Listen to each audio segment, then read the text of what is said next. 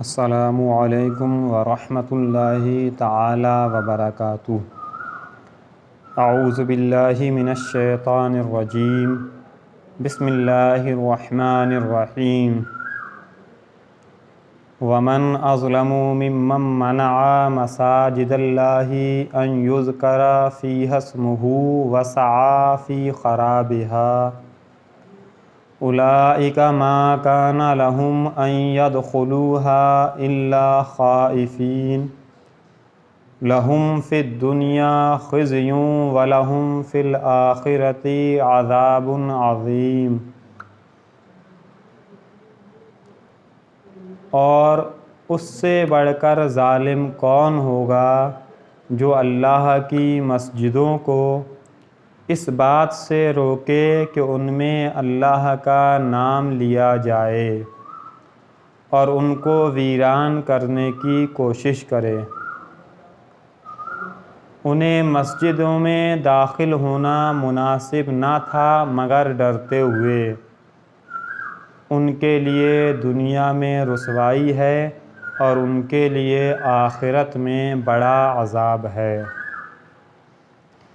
یہ آیت کریمہ بیت المقدس کی بے حرمتی کے متعلق نازل ہوئی، جس کا مختصر واقعہ یہ ہے کہ روم کے عیسائیوں نے یہودیوں پر حملہ کر کے ان کے جنگجوؤں کو قتل کر دیا، ان کے بیوی بچوں کو قید کر لیا، توریت کو جلا دیا، بیت المقدس کو ویران کر دیا، اس میں نجاستیں ڈالی، خنزیر ذبح کیے۔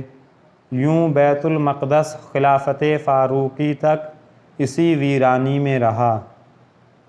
آپ رضی اللہ تعالیٰ عنہ کے عہد مبارک میں مسلمانوں نے اسے بنایا، اور ایک قول یہ بھی ہے کہ یہ آیت مشرکین مکہ کے حق میں نازل ہوئی، جنہوں نے ابتدائے اسلام میں حضور نبی اکرم صلی اللہ تعالیٰ علیہ وسلم اور آپ کے اصحاب رضی اللہ تعالیٰ عنہ کو کعبہ شریف میں نماز پڑھنے سے روکا تھا، اور صلح حدیبیہ کے وقت اس میں نماز و حج سے منع کیا تھا۔ یہاں پر لفظ ذکر آیا تو ذکر میں نماز، خطبہ، تسبیح، وعظ، نعت شریف اور صالحین کے حالات کا بیان سب داخل ہیں۔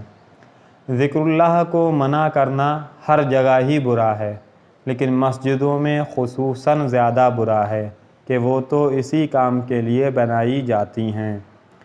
مسجد کو کسی بھی طرح ویران کرنے والا ظالم ہے۔ بلا وجہ لوگوں کو مسجد میں آنے یا مسجد کی تعمیر سے روکنے والا، مسجد یا اس کے کسی حصے پر قبضہ کرنے والا، مسجد کو ذاتی استعمال میں لانے والا، مسجد کے کسی حصے کو مسجد سے خارج کرنے والا، یہ سب لوگ اس آیت کی وعید میں داخل ہیں۔ البتہ یہ یاد رہے کہ جنبی، منہ کی بدبو والے، لہسن، پیاز وغیرہ بدبودار چیزوں کی بو جس کے منہ سے آ رہی ہو، اسے روکنا اس میں داخل نہیں، کہ یہ حقیقت میں مسجد میں سے تکلیف دہ یا نامناسب چیزوں کو دور کرنے کے حکم میں آتا ہے۔ یہ بھی یاد رہے کہ مسجد کے نزدیک دوسری مسجد اس نیت سے بنانا کہ پہلی مسجد ویران ہو جائے، یہ حرام ہے، کہ یہ بھی مسجد کی ویرانی میں کوشش کرنا ہے۔ البتہ اگر کوئی مسجد بنائے تو اس کی نیت پر ہم ایک دم حکم نہیں لگا سکتے ہیں کہ اس نے بری نیت سے ہی مسجد بنائی ہے۔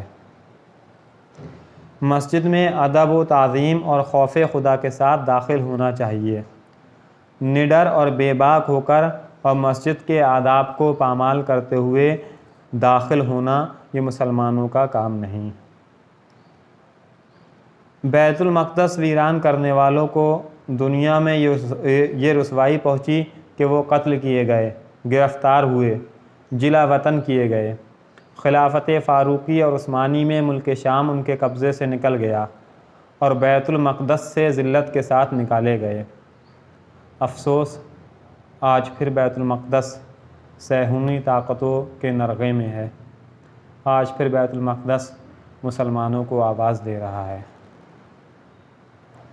مسجدوں اور مسجدوں سے تعلق رکھنے والوں سے نفرت کرنے والوں کو یہ وعید اپنے پیش نظر رکھنا چاہیے کہ مسجد میں اللہ کے ذکر کو روکنے کے لیے کیا وعید آئی ہے، کتنی سخت وعید ہے۔